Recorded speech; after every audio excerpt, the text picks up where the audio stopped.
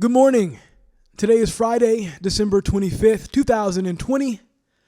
Merry Christmas and happy holidays to everyone out there listening. If you're watching, you are tuned in to episode 3 of Black Man Into the Wild. I am blessed to be here with you all today, and I'm blessed to have you here with me as well. So a couple of things I want to talk about today, as this will likely be the last podcast of the year. Of course, we're going to get into an update on the vaccine. We talked about the vaccine last time and maybe having one or a couple of them here being administered in the United States before the holidays. We have some new news on sending people to Mars and Elon Musk's ambitious plans on doing so within the next 4 to 6 years. And since the last time I spoke on the podcast, if you didn't know, his company SpaceX has already completed their first successful test flight of the rocket that will soon be taking people into orbit and hopefully to other planets in our solar system. Depending on the time, I might quickly touch on some of the recent violence that we're seeing pop up in Washington, D.C. ahead of the inauguration of Joe Biden as president of the United States. And some of the violence right here at the state capitol building in Salem, Oregon as well, okay? But first, I have here in front of me, it says, in 2020, the Fed prints 22% of all U.S. dollars ever printed. Is Bitcoin ready to take over? Oh, and please, if this is your first time listening or watching the show, and you like what you hear, please subscribe to the channel. You don't have to click the like button, but if you do, I'd really appreciate it. And leave a comment below. If you are in the Pacific Northwest, let me know of a good hike, a good trail or restaurant I should check out. I'm always looking for recommendations, and I like hearing from the people. But again, it says here, in 2020, the Fed prints 22% of all U.S. dollars ever printed. Is Bitcoin ready to take over? Now, this is just a title of a thread here on Reddit, but, it is something interesting to talk about. And in preparing for this podcast, I was thinking, I wonder how most people who received the initial $1,200 of relief spent their money. And how people, this time around will spend their $600 or $2,000 or however many dollars, will be given in this second coronavirus relief bill. And I'm only wondering this considering the current state of things, right? Where we still have some businesses in certain segments of the economy operating way below normal levels and still some uncertain sentiment amongst consumers. I mean, traveling is still down. There's no money being spent realistically with the airlines or in hotels. Restaurants have been forced to close their doors, and the ones that are surviving are likely hanging on by a thread, still with guidelines in place preventing the full dine-in experience. We're heading into the new year, still no concerts. The NBA is back on TNT, but I don't see any fans in the arenas there, so no money being spent. So if you're someone who's wondering like me, how much money the U.S. Treasury can print before we start to feel the pressures of inflation, or how printing money could actually lead to the rise of Bitcoin as a possible global currency. I don't know. I mean, as far as inflation, I'm not really sure. The Federal Reserve, they have the ability to control the interest rates, and they can use other means of quantitative easing as preventative measures. So I don't really know. I know when it comes to Bitcoin, I think it's like this. And first, I guess, what is Bitcoin, right? Now, I'm not going to get into really what Bitcoin is, way in depth or anything like that, because I'm definitely not an expert. But I have I have the white paper for Bitcoin here in front of me. It does have a white paper, and I'm only going to read a small portion from the abstract and the introduction to give a general idea. Okay, so let me pull it up here.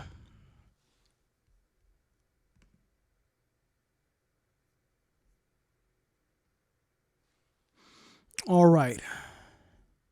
Now again, this is the white paper for Bitcoin, a peer-to-peer electronic cash system by Satoshi Nakamoto. And I'm only going to read a couple of sentences here, one from the abstract and then from the introduction. It says, a purely peer-to-peer version of electronic cash would allow online payments to be sent directly from one party to another without going through a financial institution. Okay, so that's what I guess the purpose of Bitcoin. And in the introduction, it says, commerce on the internet has come to rely almost exclusively on financial institutions serving as trusted third parties to process electronic payments. While the system works well enough for most transactions, it still suffers from the inherent weaknesses of the trust-based model. Okay. So again, as for the inflation part, I'm not really sure, but with the Bitcoin possibly, becoming some type of alternative currency that we end up using, on a daily basis, in my mind, these coronavirus relief bills, they're providing everybody or anybody making $75,000 or less a check for however much money, right? And it would seem that the only places where the money could be spent or where the money has any perceived value is with Amazon or through any other means of e-commerce, either that or in the stock market, right? And again, in the introduction of this white paper, it says, commerce on the internet has come to rely almost exclusively on financial institutions serving as trusted third parties to process electronic payments. While the system works well enough for most transactions, it still suffers from the inherent weakness of the trust-based model. Okay? And so now with the coronavirus, the coronavirus has been expediting certain trends that were already set in place pre-pandemic, whether we're looking at the rise of e-commerce, millennials beginning to move from the city to the suburbs, the rise of online food delivery services, whatever. I think we're starting to see, what could potentially happen with Bitcoin. Okay, and to wrap it up, I guess it's the growth in e-commerce for me, and the growing adoption of Bitcoin among certain influencers like Jack Dorsey and Elon Musk potentially, paired with the many investor trading platforms that now allow investors to trade Bitcoin and other cryptocurrencies.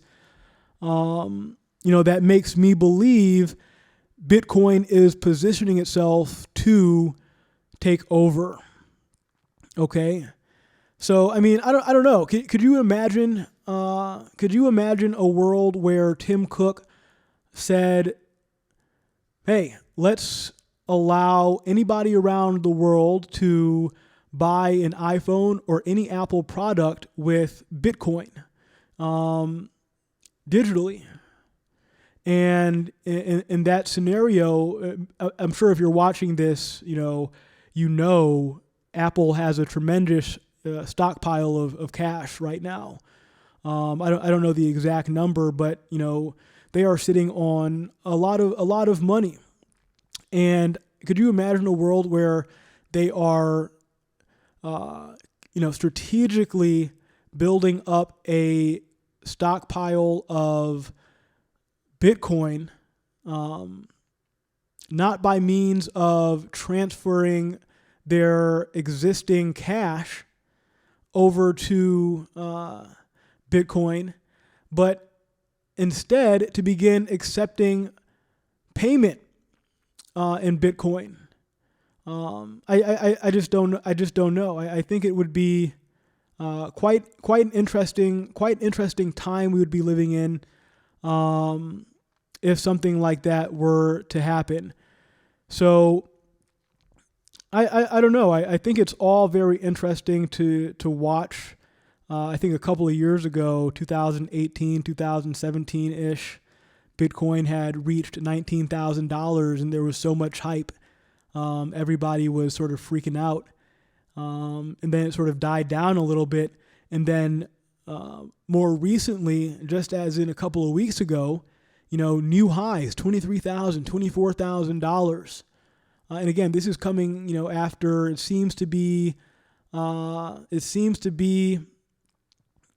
looking like there's more and more confidence in this as a store of value, right? I mean, I think Jack Dorsey moving $500 million of Square's cash over to invest in Bitcoin, him being such an influencer in our generation, I think it means a lot. And for Elon Musk to also be talking about, possibly doing something similar with Tesla's either their existing cash position on their balance sheet, moving that over to Bitcoin, or again, imagining a world where, Tesla is like, hey, I will accept any customer from around the world to pay me in Bitcoin, right? So if a Tesla is, $60,000, $70,000 and one Bitcoin is $22,000, $23,000, somebody pays 3 or 4 Bitcoin for a Tesla, I can see that.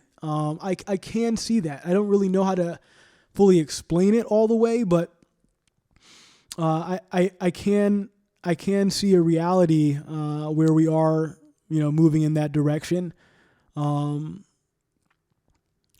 But yeah. Now, what have I been up to?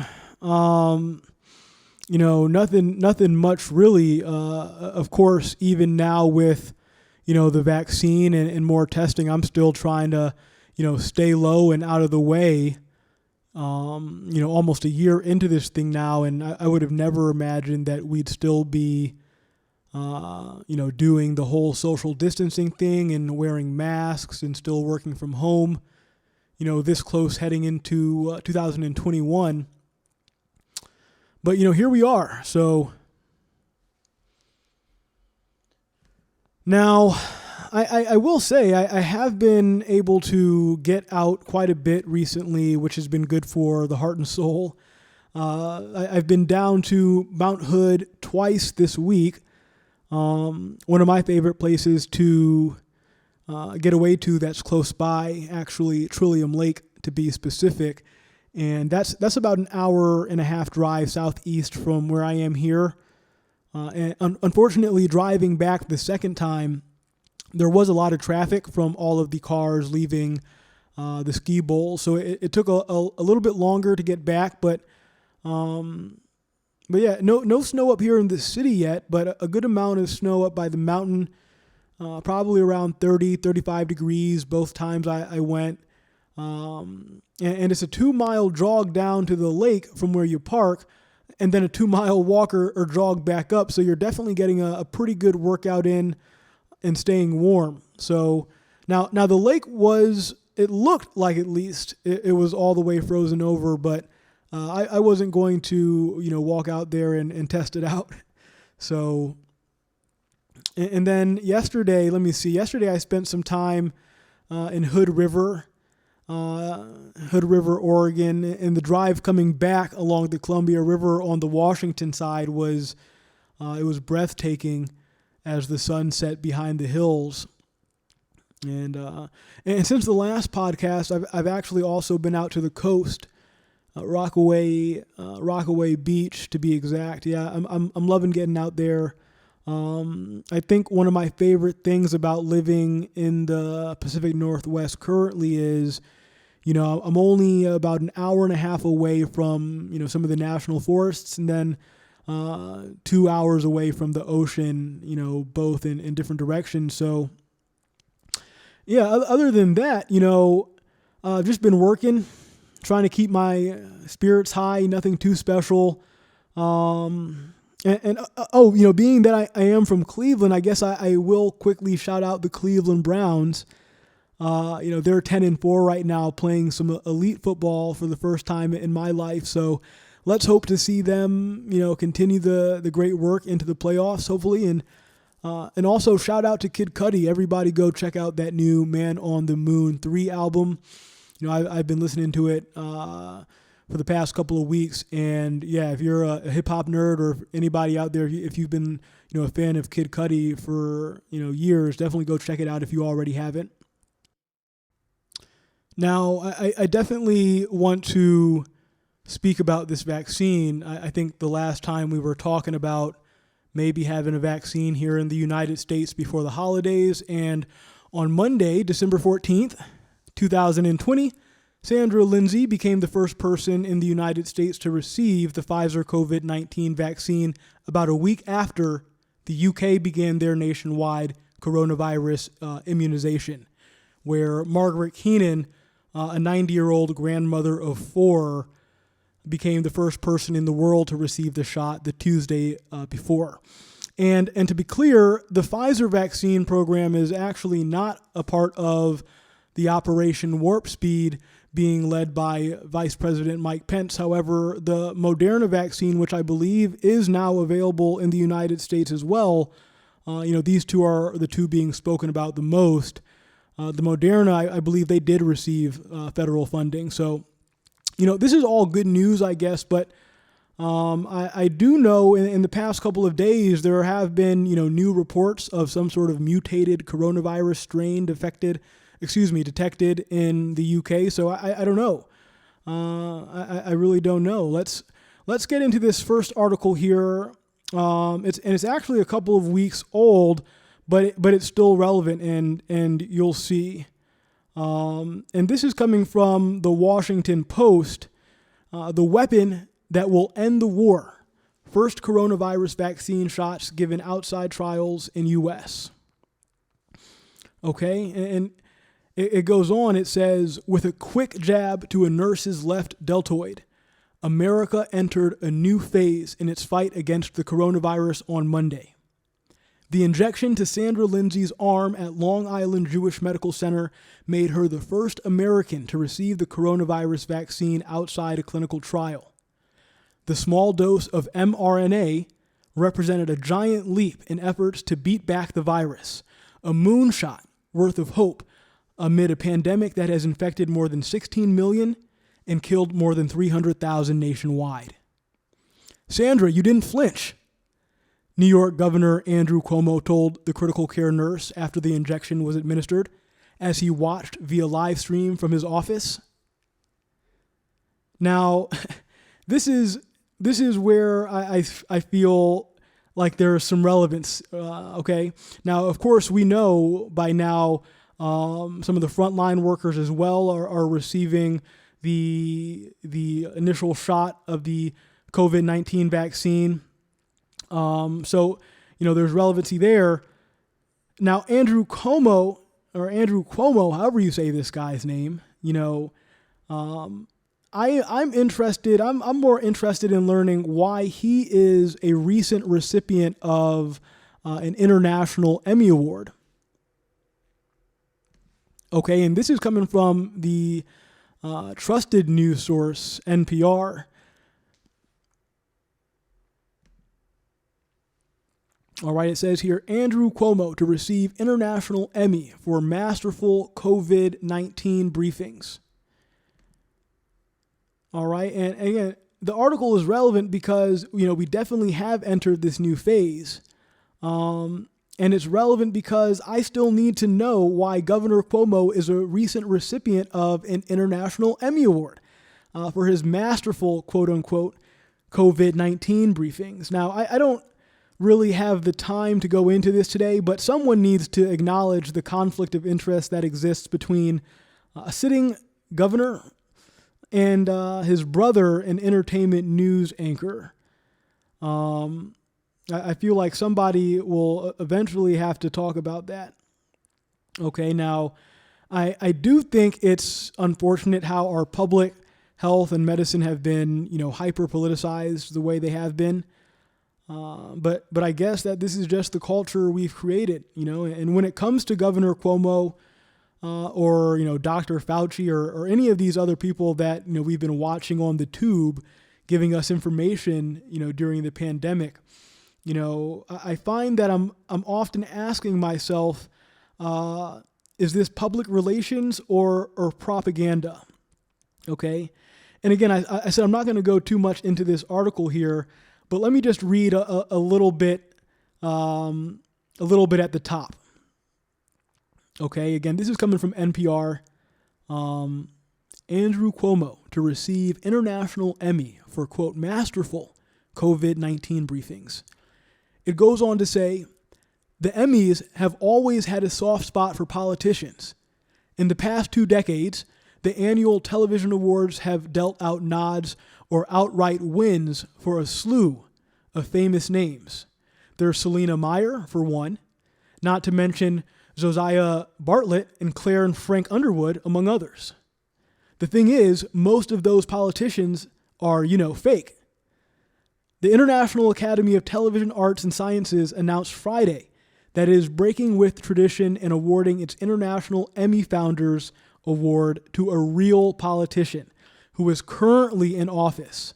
New York Governor Andrew Cuomo is being honored his daily coronavirus briefings earlier this year. The governor's 111 daily briefings worked so well because he effectively created television shows with characters, plot lines, and stories of success and failure. The Academy's president and CEO, Bruce Paisner, explained in a statement announcing the decision. People around the world tuned in to find out what was going on. And New York Tough became a symbol of the determination to fight back. Okay, so at the end of the day, I feel like we as people, we're taking in so much content and so much information on a daily basis being generated from who knows where. So, it's understandable for people to want to err on the side of caution when it comes to a potentially life-saving vaccine in this example or treatment that was developed in less than a year. Okay, and I have another article coming from the Associated Press where they're talking about some United States panel that endorsed the use of the coronavirus vaccine. But further in the article, it talks about some possible reasons why people would want to, again, move sort of cautiously and just make sure they have, all of the information. Okay. So this again comes from the Associated Press, and I'm not going to read everything here, but just going down, it says, the Pfizer-BioNTech shot remains experimental because that final stage study isn't complete. As a result, the expert panel wrestled with a list of questions that have not yet been answered. For example, while the vaccine is more than 90% effective in blocking the symptoms of COVID-19, the FDA's advisor stressed it is not yet clear whether it can stop the silent, symptomless spread that accounts for roughly half of all cases. Even though the individual efficacy of this vaccine is very, very, very high, you really, as of right now, do not have any evidence that will lower the transmission, said Dr. Patrick Moore of the University of Pittsburgh. He urged Pfizer to take additional steps to answer that question. Several of the dissenting panel members objected to authorizing the shot for 16 and 17-year-olds given their small numbers in the study and the low risk they face from COVID-19. Members worried, too, that Pfizer will lose its opportunity to answer critical questions once it begins offering the real vaccine to study participants who had begun who had been getting dummy shots up till now. Okay, so I again just thought that was an interesting part of the read there. And I guess, having a vaccine, it really doesn't mean in any sense a return to what we once called normal. Okay, it doesn't mean an immediate full return to office buildings. Restaurants, the ones that do survive, will still limit occupancy. Sporting games will still be enjoyed from the couch, and in some homes, both the children and the parents will be experiencing the action through a virtual reality headset. And I don't think your grandparents or any of you newlyweds out there are jumping at the opportunity to book a cruise anytime soon. So I say all of that, to say, we still have an uphill battle from here. Definitely still have an uphill battle from here. Now, for some reason, I can't help but think that, they keep on trying to let us know that they know something about possible life and technology not of or from planet Earth. Either that or they just want to, openly troll the population.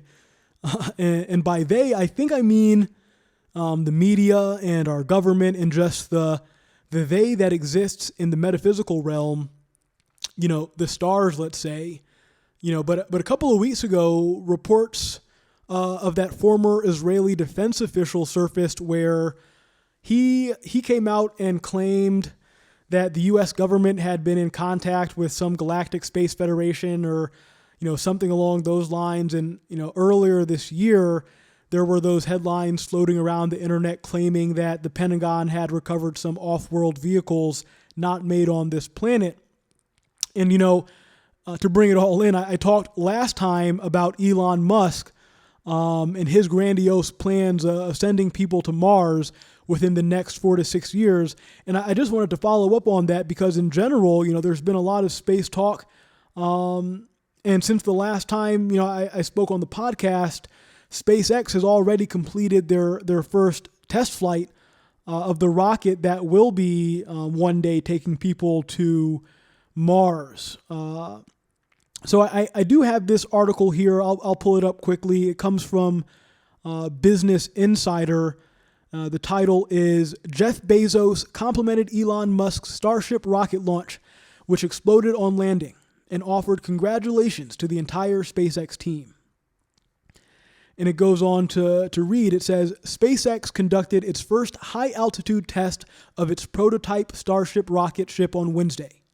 The 16-story tall Starship, designed to eventually fulfill CEO Elon Musk's dream of taking humans to Mars, was expected to fly 41,000 feet into the sky, but it's not clear whether it reached that altitude.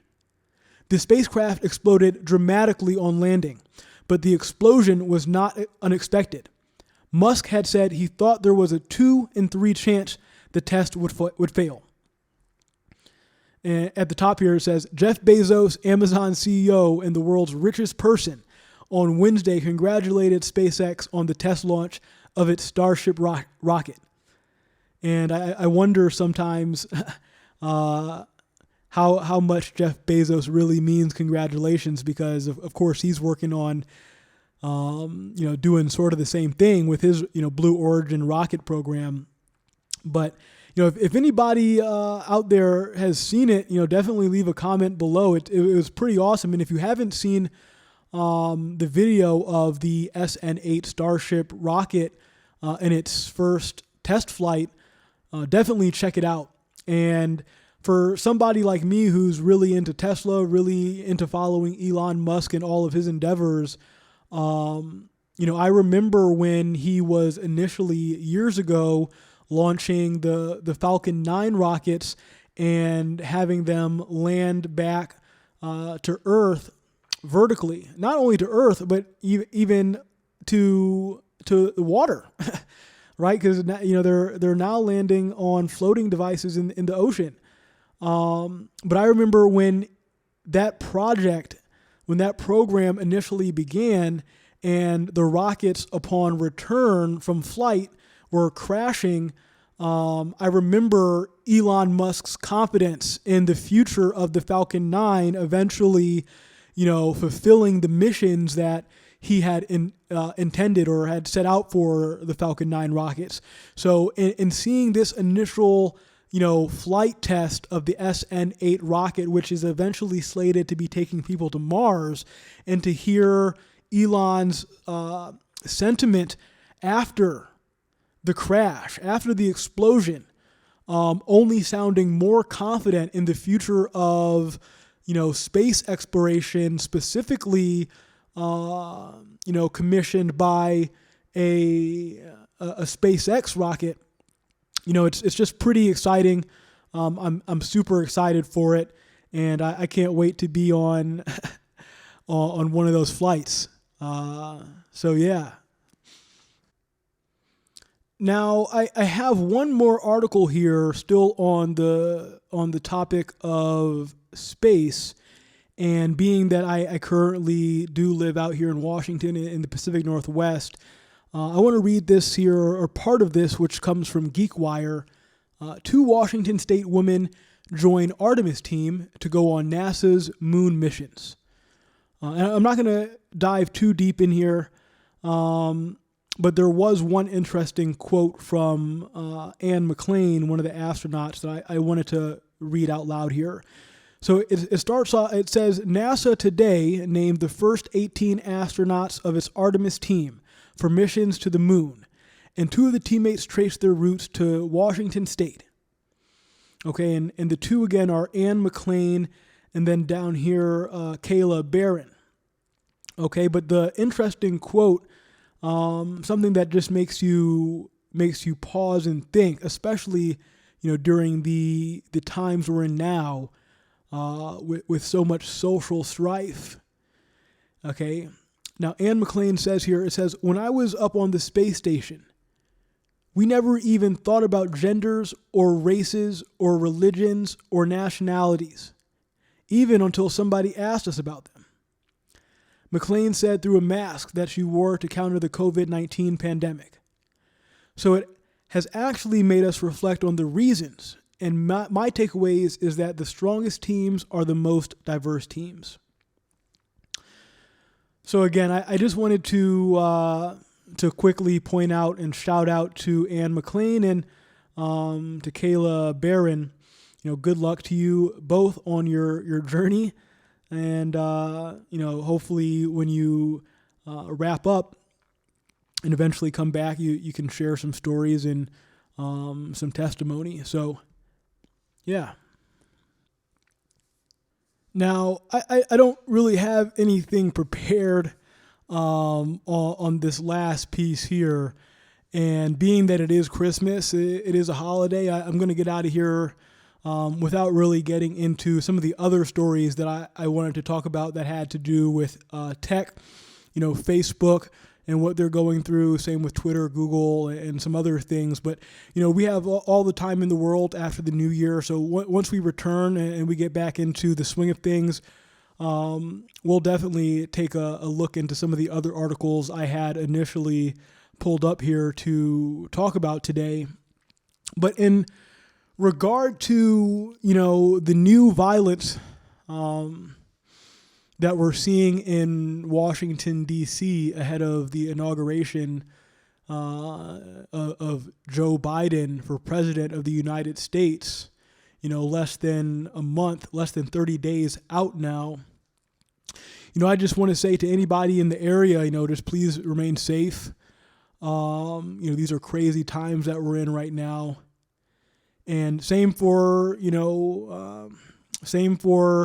Oregon residents, anybody down there in Salem, or if things begin to pick back up here in the Portland area as we get closer and closer to the inauguration, just everybody please be safe. I know in the last podcast we talked briefly about that mobile phone app, Funware Inc., based in Texas, and how they were gathering data from the Trump supporters who had downloaded the app leading up to the election.